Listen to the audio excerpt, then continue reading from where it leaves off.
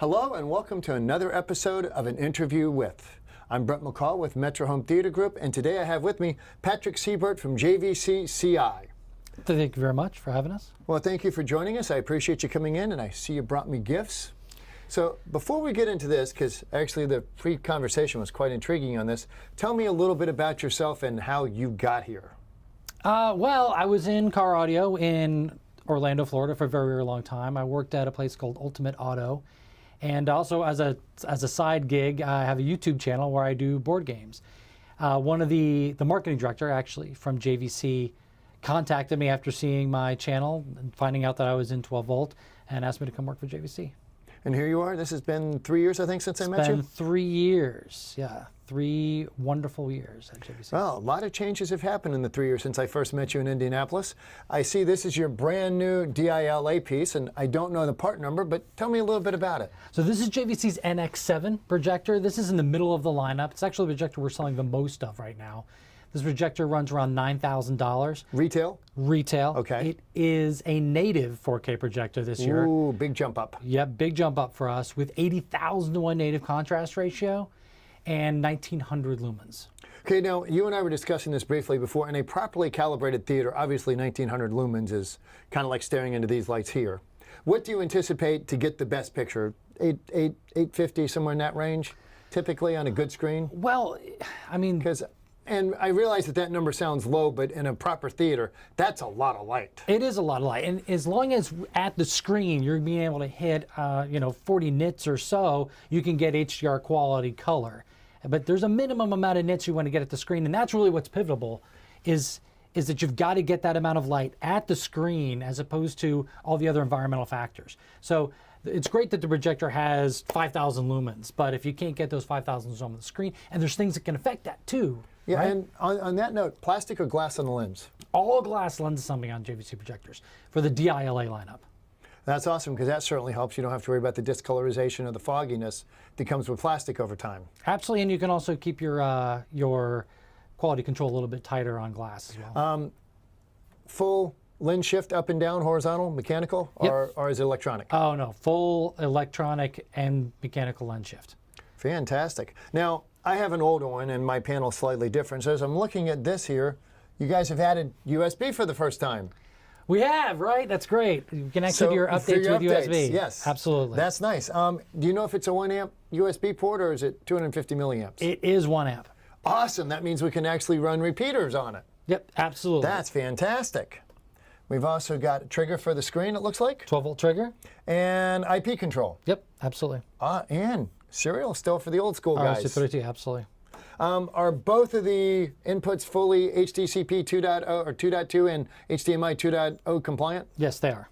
Both the inputs are for this projector. That's fantastic. And that's not the same on the LX series projectors. On our LX series projectors, No, okay. Before you go, what is the LX series projectors? is a lower end series of projectors. They only have one 2.0 spec. Is that the new DLP unit that you have coming out? We have two. We have a DLP unit that we've had out for a little while. That's the LXUH1, and then now we're introducing the NZ3 projector. That's going to be a 3,000 lumen laser projector.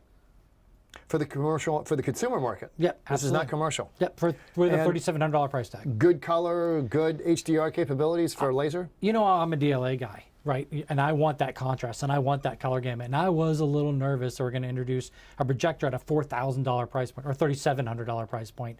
That wasn't going to be Retail. up to, yeah, retail. That wasn't going to be up to a JVC standard. But when I saw it at CEDIA with you, it looked absolutely fantastic. The colors are amazing on it. That's awesome. Now, obviously, it's still not DLA because without that LCOS chip, you're not going to get that lushness. Right. You're not going to get the same amazing contrast ratio, which all that contrast stemmed down from the industrial side for JVC. We build a lot of flight simulator projectors, and we need that contrast for government contracts. So this is the 7? This is the NX7, correct. Now, there's a 5 model also? The NX5 is a step down from that. What changes?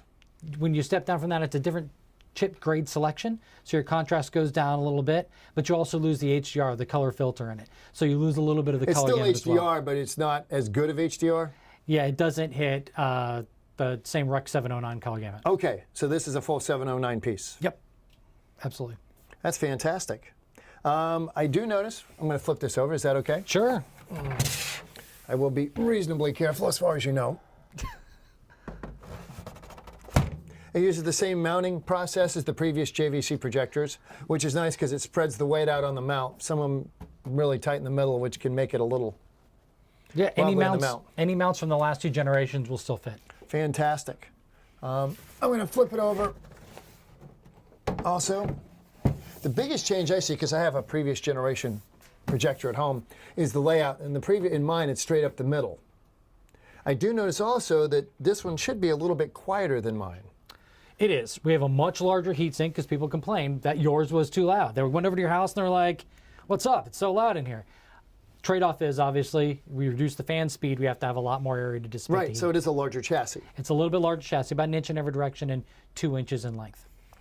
And a good-sized lens. That is not a small lens like a lot of the projectors out there. 65 millimeter lens on this one, and then on the NX9, it's a 100 millimeter all-glass lens assembly. So what do you get over from the 9 that you don't get with this, other than a much larger lens, which will give you a larger screen capability and crisper picture, in my opinion? It does, absolutely, but it also gives you more efficiency. That all hand-ground lens assembly is going to give you 2200 lumens using the same light engine. Wow. So you're going up in light just off the efficiency of the lens, number one. And number two, 8K E-shift.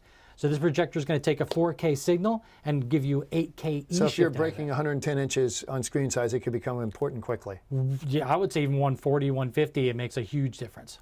Absolutely. Now, we talked about this briefly going in. The feature sets in this versus the previous models, this is a full 4K. Yep, absolutely. Color's better, HDR is better. Absolutely. HDCP 2.2. Yep. But that was common in the 790, yes. 990 as well. But we have seen some, not so much with you guys, I have seen some compatibility problems with other projectors. You guys have been super reliable for tech calls. I don't get a lot of tech calls involving JVC projectors. And thanks to you, neither do we.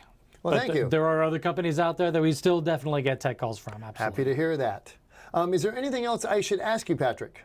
I don't think so. You've been such a great host. I think you covered everything for me. Well, you bought lunch, I have to be. Well, Thank you. Patrick, thank you for coming in. no problem. Thank you. Another episode of An Interview With. Stay tuned for our next episode. Thank you.